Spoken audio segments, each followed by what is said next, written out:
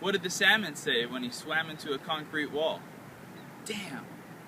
Hi, I'm Justin with Mason County PUD3, and here we are at the Grand Coulee Dam in eastern Washington.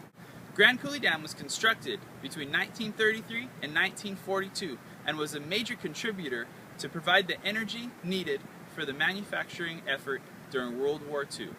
The region continues to benefit from the Grand Coulee Dam's renewable, carbon-free electricity at very low cost. The concrete that was used to make Grand Coulee Dam, if it was built into a sidewalk, would stretch around the equator 2 times. Grand Coulee Dam stands over 500 feet tall and is designed to generate almost 7,000 megawatts of electricity.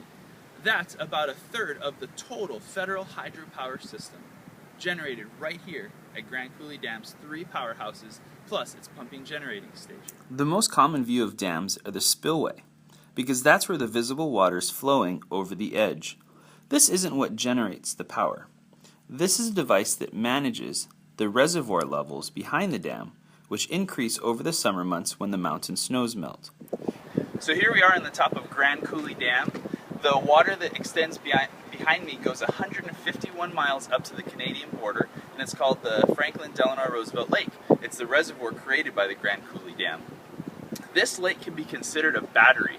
It is storing water, and as the dam requires electricity to be generated, it lets some of that water through tubes down in the inner workings of the dam, and that spins a propeller, a part of the turbine, and the turbine creates electricity. Electricity goes out to our home. It takes the kinetic energy stored in water and it transfers it to electrical energy. And that's what we use in our homes and our businesses. Over to the left, on the 3rd powerhouse, you see the penstock tubes coming into the powerhouse from the dam. This carries the water from the reservoir above down through the turbines and then discharges it out into the river. These are the pipes that are connecting the upper structure to the lower structure. They're made out of cement. You'll see 6 of them in this picture. This is the area inside the main floor of the 3rd powerhouse at Grand Coulee Dam. You'll notice these massive generators extending down into the floor. The penstock tubes carry the water from the reservoir above the dam down through the turbines, which spin like a propeller. The turbine is connected to a long shaft that spins the generator. The generator is made up of 2 main parts. The first are the copper windings. These massive windings are connected to the spinning shaft. The copper windings are spun inside the generator's stator. As the copper windings pass over the stator, an electrical charge is created. Here, we can see the copper windings removed from the stator. Once these pieces are fit back together, they form a hydroelectric generator that looks similar to these from the left powerhouse. The electricity is then sent at 500,000 volts to a massive switching yard nearby. Behind me, you'll see a pumping generating station.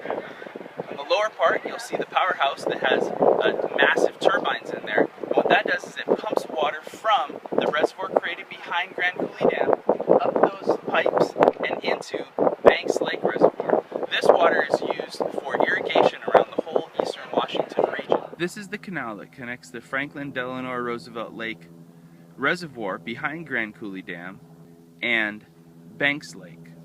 They can pump water up into Banks Lake to create load and to fill Banks Lake for the irrigation of eastern Washington.